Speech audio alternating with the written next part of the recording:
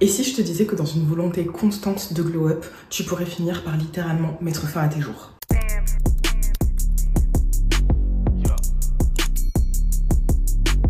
Hey, bienvenue dans cette nouvelle vidéo. Alors aujourd'hui on va parler de l'un de mes sujets favoris.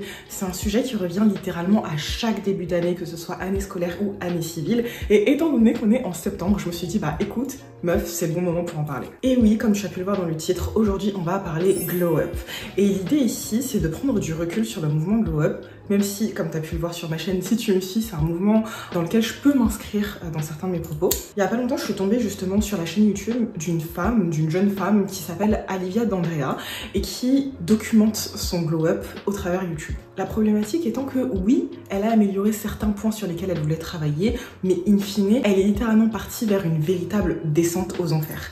Et quand j'ai commencé le glow up, ou en tout cas quand j'ai commencé à m'inscrire dans cette mouvance, j'ai aussi connu certaines de ces dérives et c'est pour ça que c'est aussi important pour moi de vous sensibiliser sur ces points-là. Bon, déjà je vais commencer par une première partie très light autour des fondamentaux. Déjà, qu'est-ce que le glow up? Le glow up, c'est la contraction de deux termes anglophones.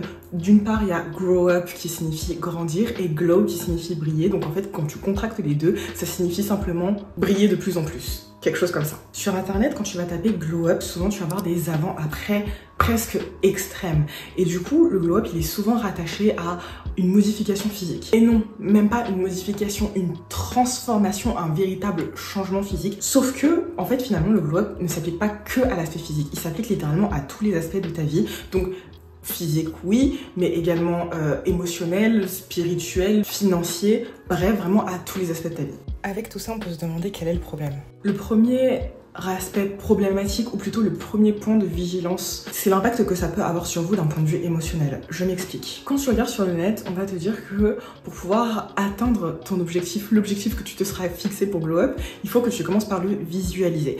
Il va falloir que dans ta tête, tu imagines une version idéalisée de toi-même. Sauf que bien évidemment, c'est une version qui n'existe pas, c'est une version que tu as imaginée, c'est une version qui est pensée et réfléchie par toi-même avec des éléments sur lesquels tu n'as potentiellement pas le contrôle. Et le fait est que lorsque cette journey est trop longue, ou lorsque justement tu galères un petit peu à atteindre ces projections mentales que tu te seras faites, ça peut avoir dans une certaine mesure un impact sur ton rapport à toi-même et ta confiance en toi. C'est une des choses que dénonçait la youtubeuse Alivia D'Andrea, c'est-à-dire que elle avait son image, elle savait où est-ce qu'elle voulait aller, mais elle avait l'impression que elle avait beau faire du sport, manger super sain, se lever super tôt, etc. ça n'avançait pas, ou en tout cas ça n'avançait pas aussi rapidement qu'elle le voulait. Et en plus, étant donné qu'elle était exposée aux réseaux sociaux, les gens lui faisaient remarquer que meuf, ton glow up il prend du temps. Et si je reprends mon propre témoignage, ma propre histoire avec le glow up, je dirais que c'est quelque chose qui m'est également arrivé. Durant mon master 1, justement, j'étais dans cette volonté de m'améliorer, j'étais dans une volonté de m'imposer un cadre et une certaine discipline et de bien faire les choses. Et donc, influencée par les réseaux sociaux, bien évidemment, j'ai commencé à mettre en place une routine matinale dont l'un des éléments, l'un des piliers était de me lever à 4 h du matin. Donc je me levais, je méditais, je faisais du sport, je travaillais. Le fait est que à 8 h du matin, j'étais fatiguée. À 8 h du matin, là où c'était le moment de prendre mon rôle de maman, d'accompagner mon fils à l'école, de partir en cours, etc., j'étais KO en fait. C'est comme si j'avais déjà vécu une journée avant de commencer ma journée. Donc j'ai tenu 1 mois, 2 mois, 3 mois, 6 mois. Et au bout de 6 mois, en fait, j'arrivais plus à suivre. Honnêtement, je m'étais imposé un rythme tellement intense, tellement soutenu, et encore une fois dans cette volonté de m'améliorer, que mon corps a juste fini par me lâcher en fait. Il m'a dit stop. Et le fait est que ça m'a énormément frustrée. Oui, ça m'a frustrée parce que mentalement, j'avais cette volonté de bien faire, j'avais cette volonté de mettre en place une discipline, etc. Mais in fine, mon corps ne suivait plus. It was hard not to dislike myself. I was a failure. Parce que j'avais décidé de devenir plus productive pour pouvoir développer des aspects qui finalement sont valorisés par la société sans écouter mon propre corps et mon propre ressenti. Plusieurs vidéos sur lesquelles je suis tombée sur internet dénonçaient également le fait que tenter de glow up leur a apporté des TCA. Pourquoi? Parce que justement associé à cette notion de glow up, on retrouve très souvent pas de façon systématique, mais très souvent, la perte de poids. On retrouve très souvent cette volonté d'avoir un corps fit, athlétique, un peu tracé, mais pas trop, ou alors d'avoir le corps en sablier, tout simplement. Ne pensez pas que les personnes, justement, un peu fragiles, émotionnellement parlant, et je dis pas du tout ça d'un point de vue péjoratif ou quoi, hein, mais que justement, ces personnes-là ressentent une frustration et mettent en place des mécanismes plus importants, justement, pour accélérer cette perte de poids, pour améliorer cette perte de poids. Et c'est là où on en vient au TCA. Un autre truc qui me pose pas mal de problème aussi, c'est la glamourisation finalement des médecines et chirurgies esthétiques sous le prisme du glow-up finalement, puisque quand on va aller sur les réseaux sociaux et qu'on va taper glow-up, on peut tomber sur de la promotion de chirurgie esthétique. Et tout ça, bien évidemment, sans qu'il y ait de prévention ou autre. Et certaines fois, on a même des mensonges, c'est-à-dire des personnes qui prétendent avoir glow-up en s'étant massé le visage ou je ne sais quoi, et qui, en fait, ont pratiqué des interventions de chirurgie. Et pour finir avec ce point-là, tout l'aspect émotionnel, je dirais que justement, comme on est à l'ère des médias sociaux, il y a des gens qui ont repéré un petit peu le filon et qui profitent des faiblesses de certaines personnes pour les attirer vers des choses peu recommandables. Restez très vigilants, restez extrêmement vigilants, que ce soit au contenu que vous consommez, aux personnes auxquelles vous en parlez. Le deuxième aspect négatif, je dirais qu'il est plutôt rattaché à toute la partie financière et éthique du glow-up. Je m'explique. Cette notion de glow-up, elle est très souvent associée, donc comme je disais, au fait de se modifier physiquement de par son corps, mais également de par la manière dont on s'habille. Et donc, beaucoup de personnes vont avoir tendance à vouloir renouveler leur garde-robe justement pour pouvoir incarner la personne qu'elles souhaitent devenir. Et donc, d'une part, il va y avoir tout l'aspect surconsommation parce que potentiellement tu pourras être amené à racheter des choses dont tu n'as absolument pas besoin. Et là je parle des vêtements, mais il y a aussi plein de trucs, hein. Il y a aussi des masques pour les mains ou ce genre de choses, des choses dont en temps normal tu n'aurais pas besoin, mais étant donné que sur internet on nous vend que si on veut glow up il faut faire ceci, cela, etc., tu vas pouvoir être amené à acheter ces choses-là. Et d'un autre côté, et justement pour pouvoir tout renouveler, potentiellement tu vas être tenté d'aller vers des marques qui ne sont absolument pas éthiques, tels que Shein. Je suis pas là pour pointer du doigt, j'ai moi-même déjà consommé du Shein. Certains des éléments que je porte proviennent de Shein. Certains des éléments que je porte comme ce collier-là, je les ai achetés lorsque je n'étais pas encore suffisamment éduquée sur le sujet, très clairement. Mais voilà, tout ça pour dire que on peut faire mieux, on peut consommer différemment, tout en continuant à glow up, et c'était vraiment le message que je souhaitais faire passer ici. Le troisième élément dont je voulais parler, et pour moi c'est un aspect négatif qui est beaucoup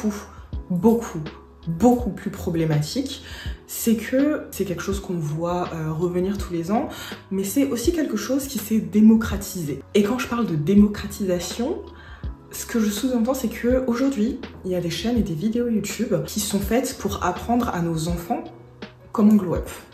Quand je parle d'enfants, je parle de 10, 11, 12, 13 ans. Et moi, ça me pose problème. Pourquoi? Parce que, encore une fois, la notion de glow-up, elle se rattache beaucoup, même si je pense que nombreux ne seront pas d'accord, mais elle se rattache beaucoup aux standards que notre société valorise. La minceur étant un exemple, mais pas uniquement. Et donc, faire des vidéos pour expliquer à des enfants de 10 ans comment rester mince, faire des vidéos pour expliquer à des enfants de 10 ans comment rester désirable, parce que finalement c'est exactement ça, c'est cette notion de désir vis-à-vis de la société. Je trouve ça vraiment malsain. En fait, je pense qu'il faut laisser les enfants tranquilles. Je pense très profondément qu'il faut laisser les enfants se construire dans un environnement sain, épanoui et fait pour les enfants, et pas les exposer à ce genre de choses qui peuvent justement avoir un impact sur eux d'un point de vue émotionnel, qui peuvent les amener à se remettre en question parce qu'ils sont beaucoup plus fragiles que nous, et qui peuvent les amener à avoir des comportements déviants tout simplement. Et puis même, en fait, quelle sera la construction en tant qu'adulte? Personnellement, j'ai passé mon enfance littéralement à essayer de faire des régimes, etc. pour mincir, et j'ai mis énormément de temps à accepter de prendre du poids. Lorsque je suis tombée enceinte et que j'ai commencé à prendre du poids, pour moi c'était terrible, c'était la pire chose qui pouvait m'arriver. J'ai fini par accepter mon corps, mais il a fallu beaucoup d'éducation, de déconstruction, etc. Donc si vous êtes parent et que vous regardez cette vidéo, que justement vous vouliez pousser votre enfant à s'améliorer, à se dépasser, etc., c'est bien. Mais en tant que maman, et après c'est encore une fois uniquement mon point de vue, je pense qu'exposer des enfants et même faire des vidéos en tant que créatrice de contenu, faire des vidéos pour pousser des enfants à glow up à l'âge de 10 ans, je trouve vraiment que c'est inapproprié. Quatrième élément, et j'ai essayé de l'introduire un petit peu tout à l'heure quand je vous parlais des dérives émotionnelles, etc. Il va y avoir les dérives sectaires liées à la mouvance Glow Up. Parce que oui, il y a certaines personnes qui justement ont repéré le fait que certaines personnes qui essayaient de Glow Up avaient des faiblesses émotionnelles, et je vous parle pas de toutes les personnes, encore une fois, genre entendez bien mes propos. Et justement, je peux vous assurer que les gourous sont friands de ça. Et des personnes qui vous diront qu'elles découvriront pour vous votre plein potentiel, patati patata, il y en aura plein. Mais sachez que ce genre de travail, il n'y a que vous qui puissiez le faire pour vous-même. Et d'ailleurs, moi, personnellement, je vous conseillerais, si jamais vous êtes dans cette volonté de vouloir glow up, de ne pas en parler. Vraiment, en fait, n'en parler à personne. Mis à part si jamais vous êtes une personnalité publique, ou en tout cas que vous êtes sur les réseaux et que c'est le type d'information que vous partagez, vous pouvez le faire, mais évitez de partager tous les éléments.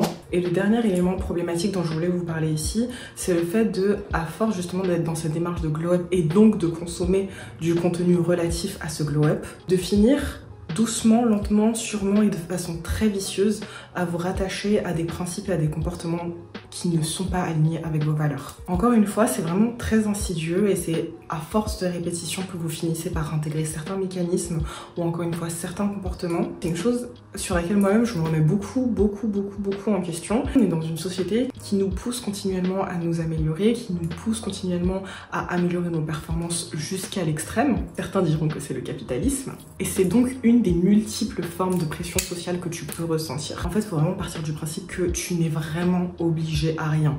Et je sais que c'est facile à dire, mais pas forcément facile à mettre en application, notamment quand t'as la pression, quand t'as un flot de contenu, quand t'as tous les gens autour de toi qui te parlent de ça, etc. Je sais que c'est pas forcément évident. Et c'est justement pour ça que je vous le dis, pour qu'aussi vous-même vous puissiez vous le répéter et pour que vous puissiez réellement prendre conscience que oui, il y a ce que la société veut, il y a ce que la société valorise, mais vous n'êtes absolument pas obligé de vous ancrer dans ça. Je tiens à finir cette vidéo en disant et en insistant sur le fait que vous n'êtes pas censé courir après une image potentielle qui pourrait vous apporter le bonheur ou l'amour de vous-même. Vous êtes censé commencer déjà par vous aimer. Et c'est vraiment le message que je veux que vous reteniez. Aimez-vous. Et aimez-vous en dehors des standards et en dehors des choses qui sont valorisées par notre société. Parce que la société, elle est mouvante. Parce que peut-être que demain, ça changera totalement. Et peut-être qu'il y a énormément de choses qui ne vous correspondent pas, tout simplement. Et ça ne veut pas dire que vous êtes moins bien qu'une autre personne. Moi, ce que j'aimerais savoir, c'est est-ce que vous, justement, vous avez déjà essayé de glow up? Et si oui, quels ont été les aspects bénéfiques? Je suppose qu'il y en a eu. Moi, je vous ai parlé que des aspects négatifs, mais il y a eu énormément d'aspects bénéfiques. D'ailleurs, je pourrais en faire une vidéo si vous voulez. Mais ouais, quels sont selon vous les aspects négatifs et quels sont les warnings, les choses sur lesquelles vous voulez faire de la prévention aux plus jeunes personnes qui regarderont cette vidéo ou aux personnes plus fragiles qui regarderont cette vidéo? Sur ce, je vous dis à bientôt pour une nouvelle vidéo.